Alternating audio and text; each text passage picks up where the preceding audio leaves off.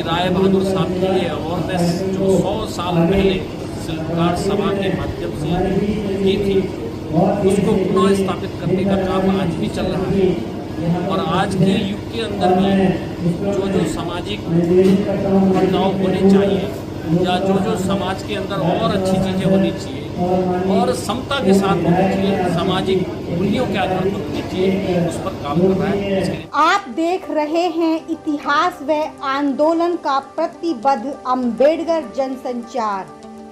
नमस्कार, मैं साक्षी गौतम और आप देख रहे हैं साक्षी का बयान। आज मेरे साथ में कल्याण टम्टा जी हैं। आज यहाँ पर मैं अल्मोड़ा में यहाँ पर प्रसाद टम्टा जी ने जो आंदोलन छेड़ा था उसका 70वां वर्ष मना रहे हैं। क्या कहेंगे? साक्षी, आपको बहुत धन्यवाद है। मैं बहुत हम और पूरे देश भर में और जहाँ जहाँ हमारे अल्मोड़ा के लोग हैं, गाँव के लिए उत्तराखंड के, उनके अंदर बहुत ही खुशी का माहौल है। आज से ठीक 100 वर्ष पहले गाँव के अंदर हमारे एक ऐतिहासिक महापुरुष जो प्रसाद टम्टा जी थे, उनके नेतृत्व में 10,000 से ज़्यादा लोगों ने डोली डाला सम्मेलन का आयोजन किया।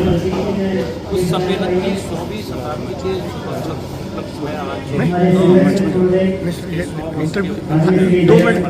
किया गया है, 2 मिनट के लिए, जिसमें पूरे उत्तराखंड राज्य के सभी जो शिल्पकार सभा के सम्मानित सदस्य भी हैं और जो शुभचिंतक भी हैं और उत्तराखंड के उस सामाजिक सौहार्द के समय में और जो उनके प्रगति के समय में जो हरिप्रसाद राय बहादुर साहब ने किया था, चाहे वो अभिनव प्रयास शिक्षा के क्षेत्र में किए हो, चाहे सामाजिक समरसता के समय में किए हो, चाहे अल्मोड़ा जैसे शहरों के विकास के मॉडल को प्रस्तुत करने का काम उस समय उन्होंने किया हो, नगर पालिका के अध्यक्ष रहते हुए।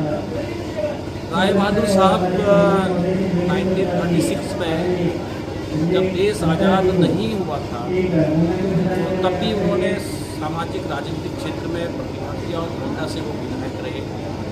ऐसे महापुरुष जिन्होंने अल्मोड़ा में और पूरे गाँव में और उत्तराखंड में पहली महिला स्नातक को देने का काम किया।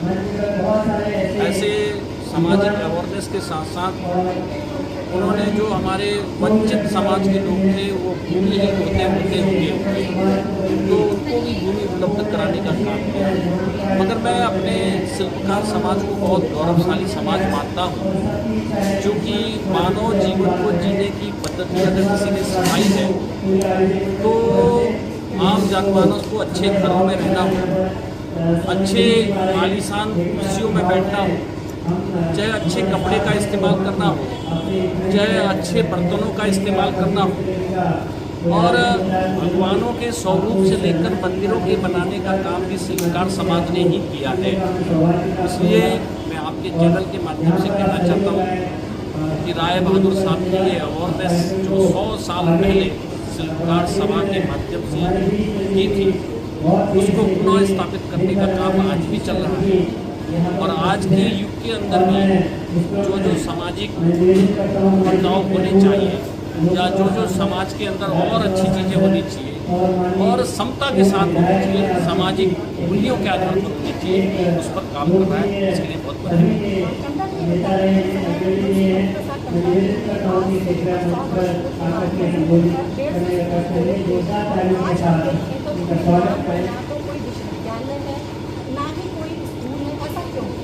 देखिए, राय बहादुर साहब ने कभी भी हो, मैंने जो देखा है उस समय भी उन्होंने अपने होटल जो था उनके परिवार से बंधा था पैदा हुआ, उसको उन्होंने उच्च शिक्षा के लिए समर्पित किया। दान की लालसा संभव तो उस समय नहीं रही है, मगर समय समय पर ये बात आते रही थी।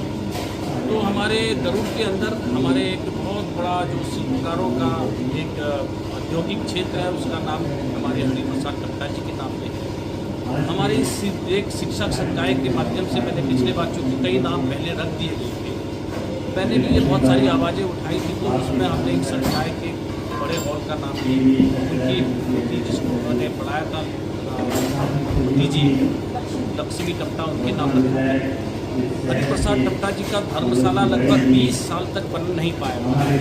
उसको दोबारा से हमने जो हमारी यहाँ की कला है, जो हमारे शिल्पकारों की विरासत है, उस शोरूम को देने का काम किया है। ऐसे कामों को हमने बहुत सारे कामों को करने का काम किया ही है।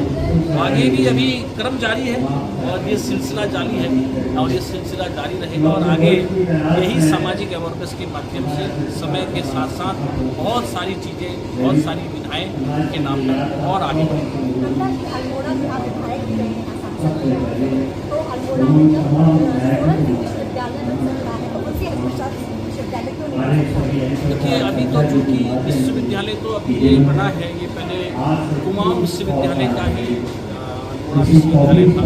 शोभन सिंह जीना जी के नाम से पहले ही ये प्रस्ताव यहाँ लोगों ने पहले सरकार ने रखा होगा, तो इसलिए वो रहा होगा क्योंकि शोभन सिंह जीना जी भी एक सामाजिक क्षेत्र के काम करने वाले लोग थे।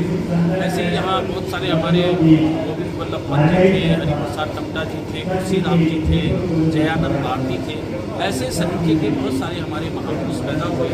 धीरे धीरे सबके नाम पर ही चर्चा रहती है, वक्त आने पर सबके नामों को आगे बढ़ाने का प्रयास हमेशा रहा है और आगे एक बार हमें नीचे कमेंट सेक्शन में जो बताएं, मिलते हैं नई चर्चा के साथ।